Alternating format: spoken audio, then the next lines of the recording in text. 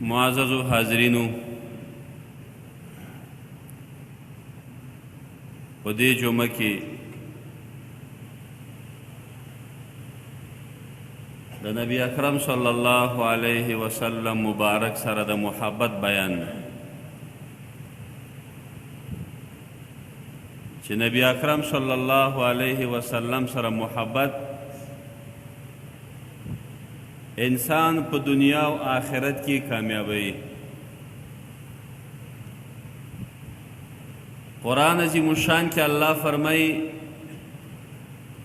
قل ان کنتم تحبون الله فاتبعوني يحببكم الله. اے زما پیغمبره خپلو امتیانو ته ووایه که چېرته تاسو الله جل جلاله سره محبت کول غواړئ نو زما پیروي وکئ، زما خبره ومنئ.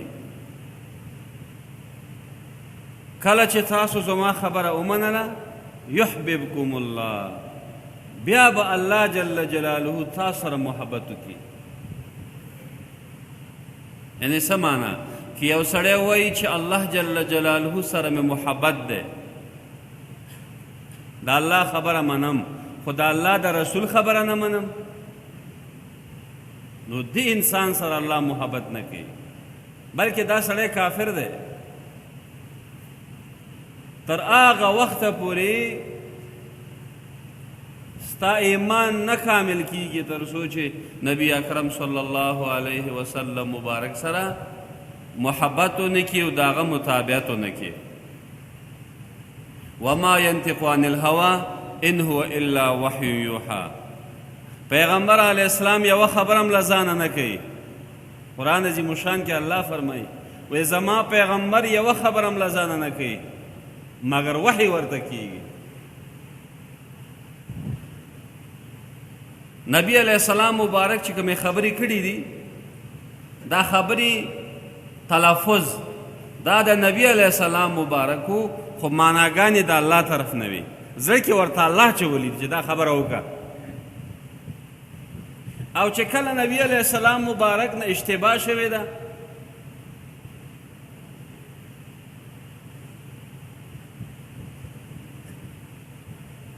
په کار یو کارو مبارک بل کار کړي، دستی الله جل جلاله آیت نازل کړي چې دا الله پیغمبره دا کار پرېږده او دا وکړه.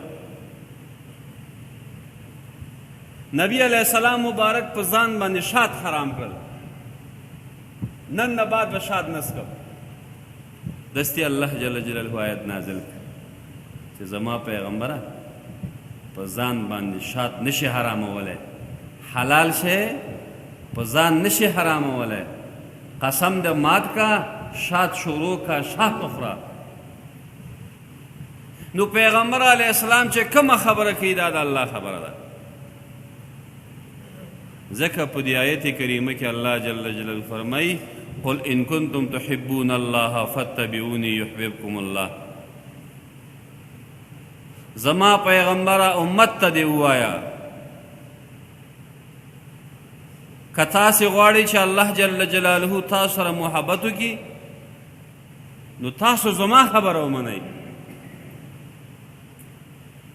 او چې کله تاسو زما متابعت وکړه نو الله جل جلاله به تاسو سره محبت وکړي. دا الله استازی دی که نه؟ الله جل جلاله د خلکو د هدایت دپاره د آدم علیه السلام نه رانیولي تر زموږ پیغمبره پورې دو شیان لګلی دي، یو کتاب الله د الله کتاب، دویم رجال الله د الله سړي د الله بندگان چې هغه پیغمبران دي. یو خپل بنده لګلی، یو کتاب لګلی. کتاب باندې څوک نه پوهېده، الله جل جلاله خپل پیغمبر لګلی چې زما پیغمبره دا کتاب یې خلکو ته وښایه. بغیر د استاد نه کار نه کیږي. یو د پیغمبر علیه السلام علم هغه الله ورته ورکړی و، پیغمبر علیه السلام د چا شاګرد نه و، په خپله الله جل جلاله ورته علوم ورکړي وو.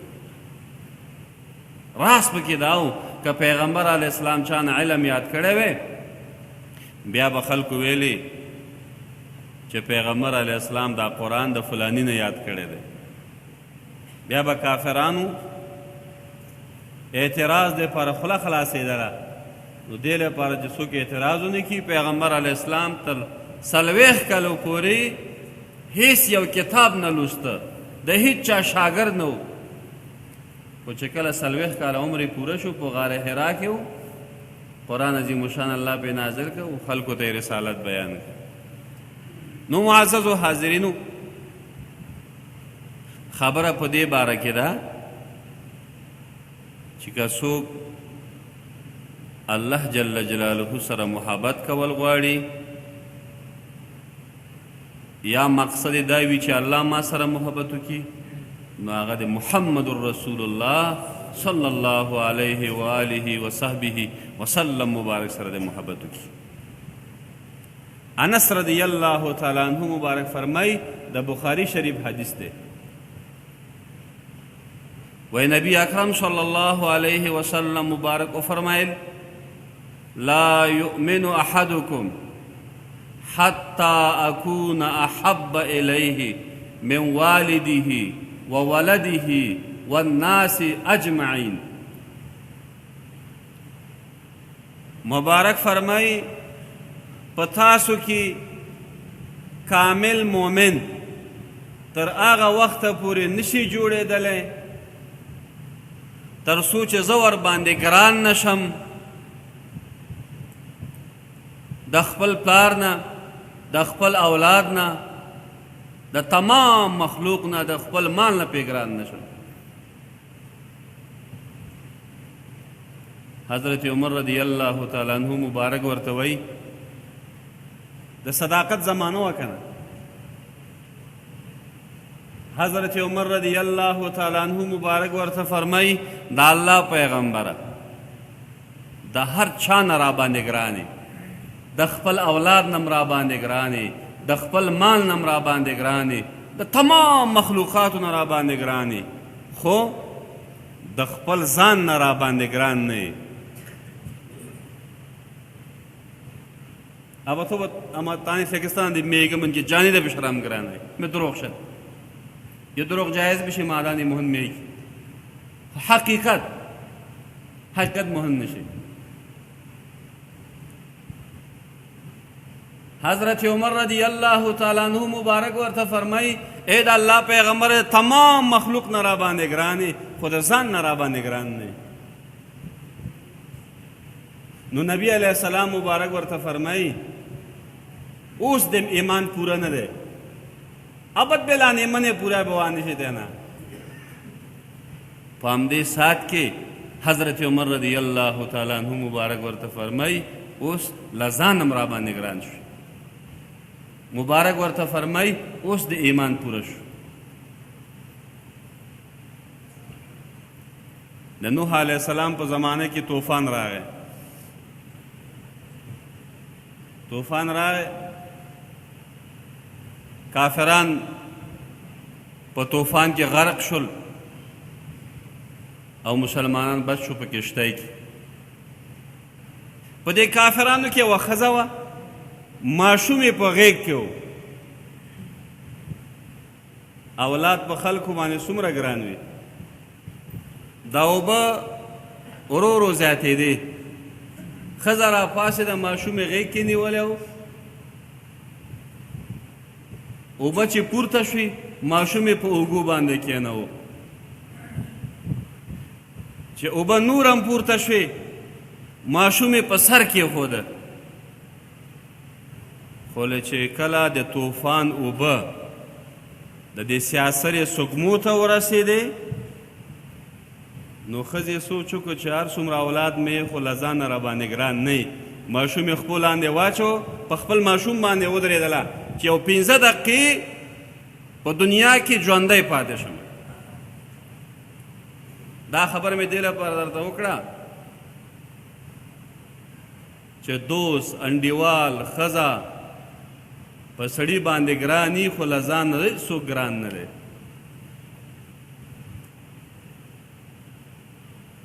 نو حضرت عمر رضی الله تعالی عنہ یا نور صحابه کرامو چې دا خبره کوله چې ته له ځان را باندې ګرانې دا یې رښتیا ویلې، دا ثابته کړې ده، دا ثابته کړې ده، تاریخ پې ګواه دی چې دې مبارکانو مال، ځان، اولاد، اهل ټول د الله په لارې کې د پیغمبر علیه السلام په اشاره باندې قربان کړ. نه یې په مال صرفه کوله، نه یې په اولاد صرفه کوله. ابو بکر صدیق رضی الله تعالی عنہ پلار کافرو په اول کې کافرو. نو ابو بکر صدیق رضی الله تعالی عنہ په کور کې ناستو. د ابو بکر سے پلار نبی علیہ السلام مبارک ته سپکه خبره وکړله چې ویې کړه ابو بکر صدیق رضی الله تعالی عنہ را پاسېده، خپل پلار یې په مخ باندې په سپېړه ووه چې زما پیغمبر بې ادبي به زما د وړاندې نه کوي. ګوره پلار یې و، پلار په انسان څومره ګراني. خو نبی علیہ السلام مبارک فرمایي تر هغه وخته پورې کامل مؤمن نشي جوړېدلی تر څو چې زه در باندې د خپل پلار نم ګران نشم.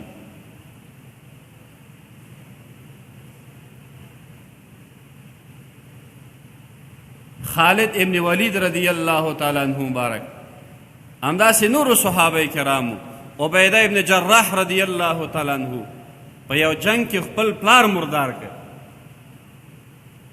خپل پلار یې مړ کړ. پلار یې د کافرانو په صف کې و، دی د مسلمانانو په صف کې و، بس مقابلې ته راغی، دا خپل پلار یې مړ کړ. نو معیار د ورورۍ، معیار د خپلولۍ، معیار د مینې او د محبت هغه دین او ایمان او عقیده ده.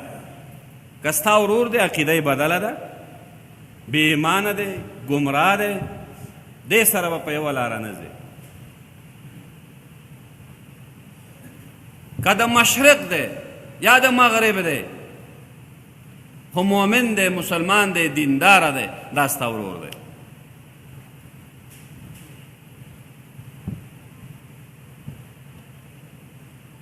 نو ځکه مبارک فرمایي تر هغه وخته پورې ستاسو ایمان نه پوره کیږي تر څو چې زه په تاسو باندې ګران نشم د خپل پلار نه. پلار درته وایي، څوک خفه نه شي، پلار درته وایي چې زویه ګیره وخریا. هسې په دې حدیث کې درته تشریح کومه چې محبت څه معنا. محبت دا معنا چې د الله پیغمبر را باندې ډیر سخت ګران دی، فقط همدومره نه، نه، دا د محبت معنا نه ده. محبت معنا درته وضع کومه. مبارک فرمایي چې پلار نه در باندې ګران نشم. اول دا خبره یې کړې ده، پلار درته وایي چې زویه ګیره وخریا. ځینې پلار داسې وایي ته به څه کوې، سوچ به کوې چې زما پیغمبر څه وایي. اوهو زما پیغمبر فرمایي خالف المشرکین اوفر اللحا وقف الشوارب. زما پیغمبر وایي اے زما امتا مشرکانو سره مخالفت وکا، ګیره پرېږده، برید دې کم کا.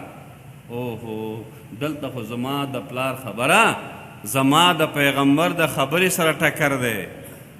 اے پلاره هیڅ صورت کې دا کار نشم کولی، ځکه زما آقا و مولا محمد رسول الله صلی الله علیه وسلم مبارک فرمایي ګیره پرېږده.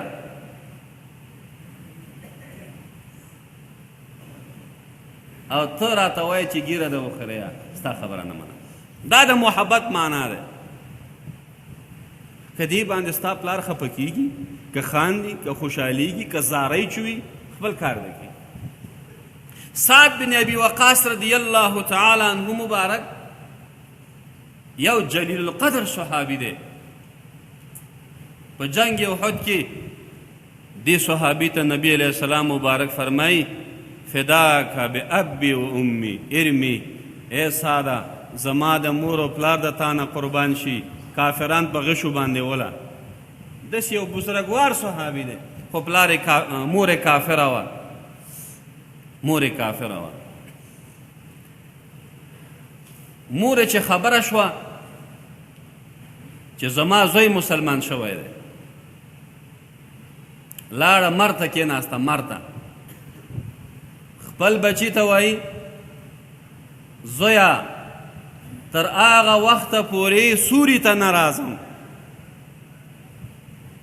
چې ته بیرته کافر شوی نه یې، تر هغه وخته پورې به ډوډۍ ونه خورم چې ته کافر شوی نه یې، تر هغه وخته پورې به اوبه ونه څښم تر څو چې ته کافر شوی نه یې. خپل زوی ته وایي.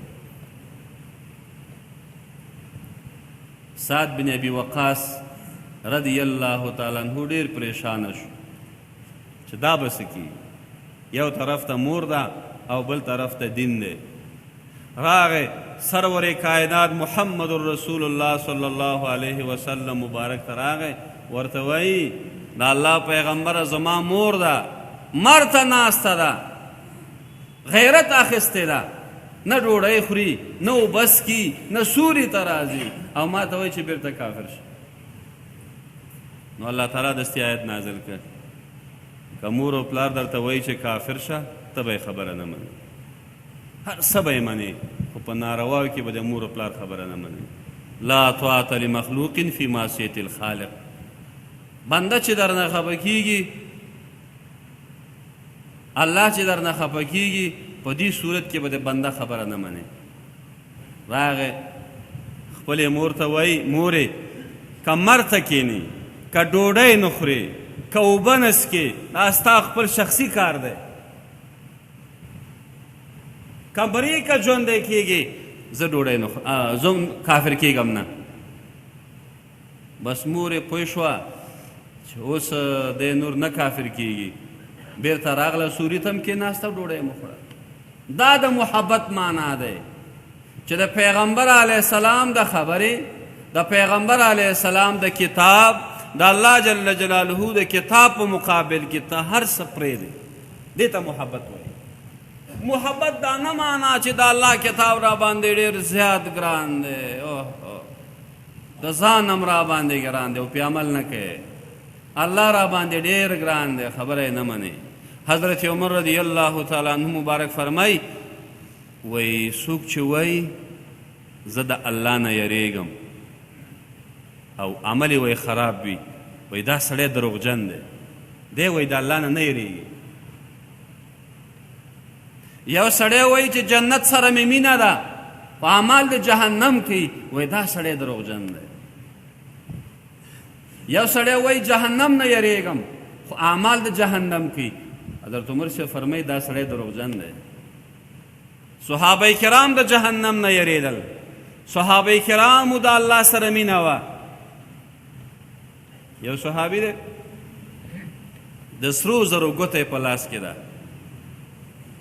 مسلمان دپاره، نارینه مسلمان دپاره سره زر استعمالول ناروا دی په دنیا کې.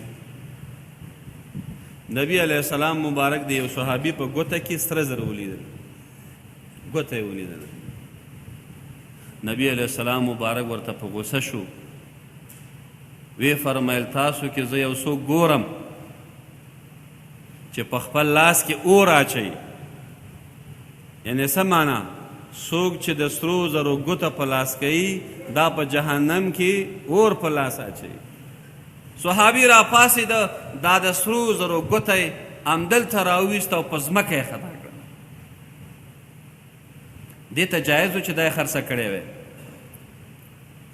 خو دا یې په ځای په ځای خطا کړه. نبي علیه السلام مبارک لاړو، یو صحابي دې ته وایي چې اوس خو نبي علیه السلام لاړو، ګوته دې پورته که او چېرته یې خرڅه که. صحابي ورته وایي نه، د الله پیغمبر دې ګوتې ته د قهر په سترګه کتلی دي، نور یې نه استعمالوم، نور یې د ځمکې نه پورته کوم. معززو حاضرینو، خبره په دې باره کې ده چې نبی علیه السلام مبارک سره محبت دا نه معنا چې په خوله باندې وایي چې زما محبت دی، عملی بڼه ورته ورکه.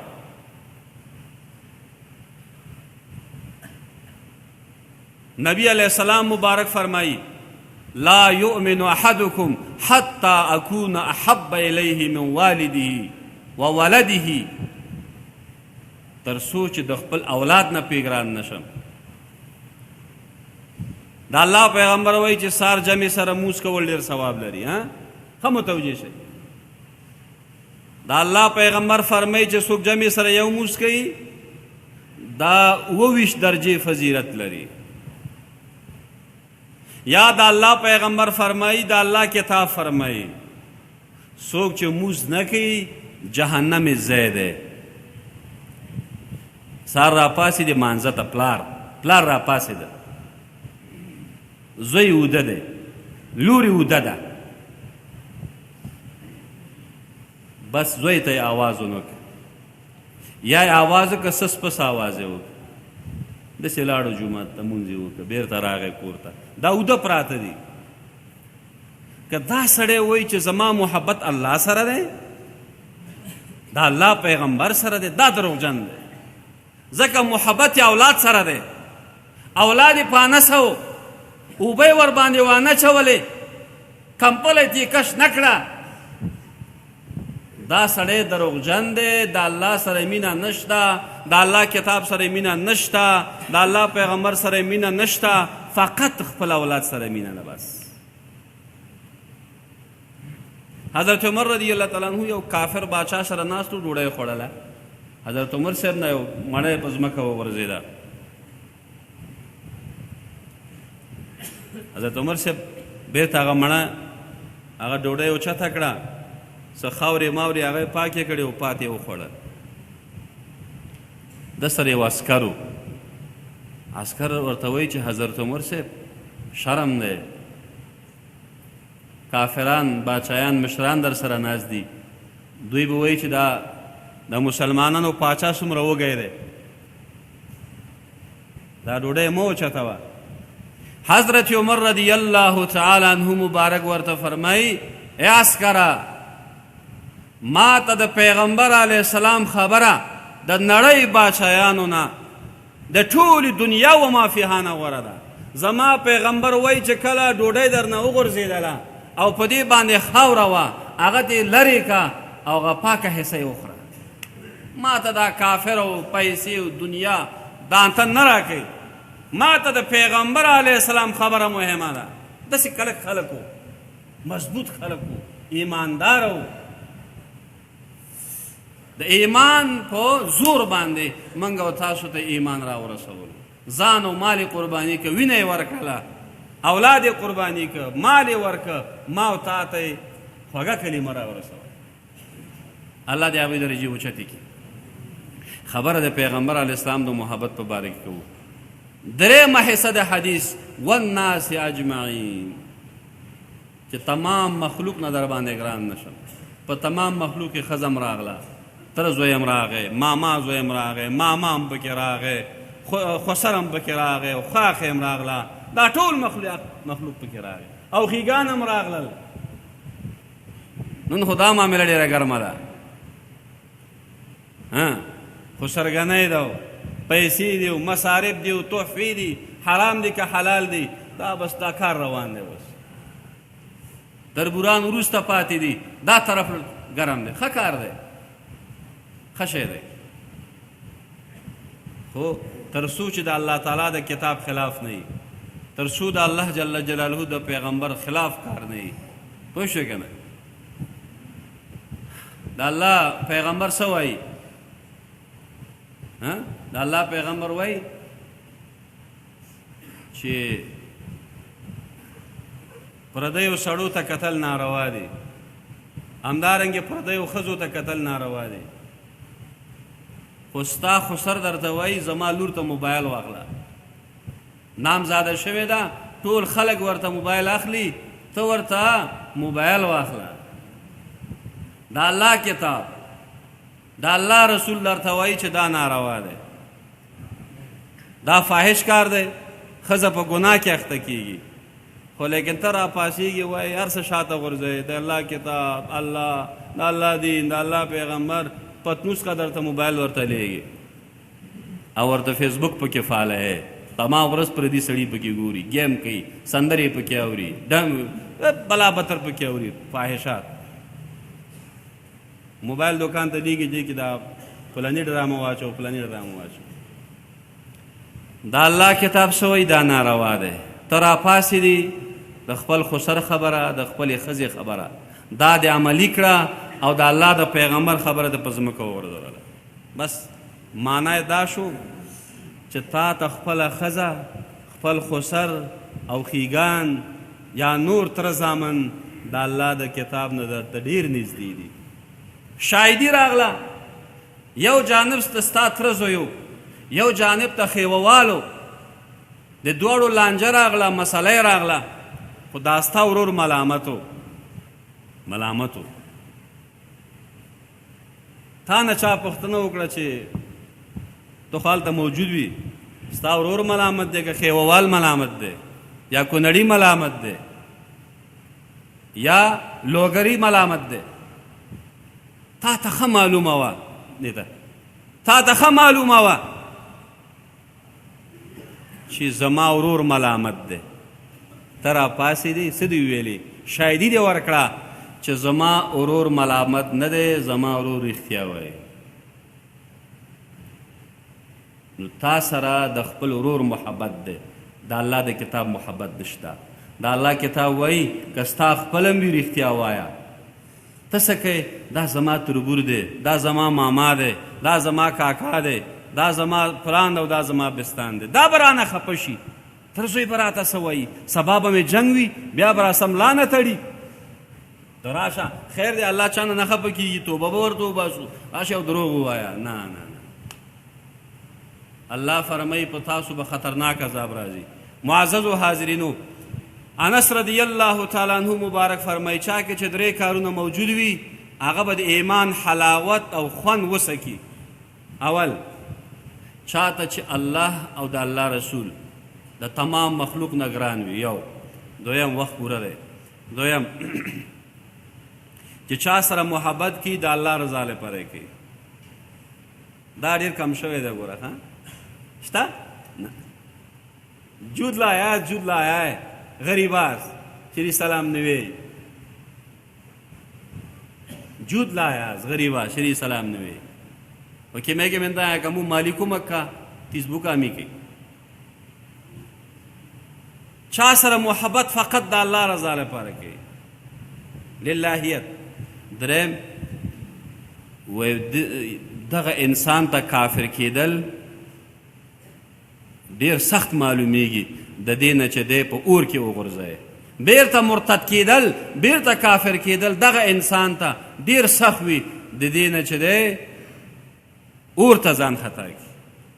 دغه انسان به د ایمان حلاوت را لاندې کړي. حضرت بلال صاحب مړ کېده، آخر وخت یې و، بیهوشي ور باندې راغلی وه. ښځې ګمان وکړو چې میړه مې مړ شو، په ژړا وه ښځه.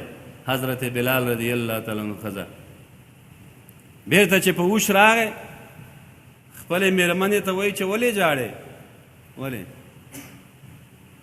ولې ژاړې؟ مېرمنه یې ورته وایي ژاړم به نه، ته زما میړی او ته رانه روانې. حضرت بلال رضی الله تعالی عنه ورته وایي چې دا خو د خوشحالۍ خبره ده، دا خو د خوشحالۍ ځای دی. زما او زما د محبوب په مابین کې، زما او زما د محبوب د ملاقات په مابین کې حائل او پرده فقط دا مرګ دی. چې زه مړ شم دستی زما ملاقات پیغمبر علیه السلام سره کیږي. او دا خو د خوشحالۍ ځای دی. تو ویریږي؟ کیان ویریږي؟ ما خو په کلونو کلونو د پیغمبر د ملاقات انتظار کړی دی. ما ورپسې کلی پرېښود، مدینه منوره مې پرېښودله، شام ته لاړم، سرګردانه یم. په میاشتو میاشتو کافرانو په اور په تیږو باندې غورځولی یم، په شګو باندې غورځولی یم، وهلی ټکولی یم. دا خو د خوشحالۍ ځای دی. چې زما ملاقات د الله پیغمبر سره کېږي مه ژاړه اوښکې دې پاکې که. اویس قرنوي صاحب چا خبر که نبی علیه السلام مبارک غاښ په احد کې شهید شوی دی، یو غاښ یې مات که. غاښ ماتول ګوره ناروا دي په خپله خپله چې څوک غاښ ماتوي خوږېږي نه، روغ غاښ دی په خپله یې ماتوي دا ناروا دی. خو اویس قرنوي صاحب په محبت کې راغلی و، بغیر اختیاري و، په خپل اختیار کې نه و. یو غاښ یې مات که، کیدای شي د پیغمبر علیه السلام دا غاښ به په احد کې شهید شوی. بیا ورته سوچ ورغی نه کیدای شي دا بل غاښ به وي، دا بل یې مات که. حتی چې 22 غاښونه یې ټول مات کړ، په ځان پوه نه شو، په محبت کې راغی دې حالت ته ورسېده. معززو حاضرینو، محبت دا معنا چې د پیغمبر خبره ومني، د الله خبره ومني، د الله د رسول خبره ومني، د الله د کتاب خبره ومني. معززو حاضرینو، باید موږ او تاسو په خپل ژوند کې خپل ولی ته ونه ګورو چې دا زما خپل دی که ګمراه هم دی زه ورپسې روان یم،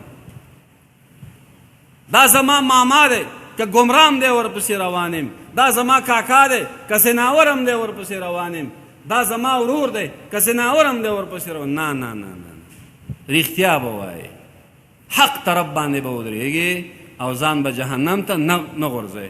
الله جل جلاله دې موږ تاسې ټولو ته په دې خبرو باندې عمل کولو توفیق راکړي.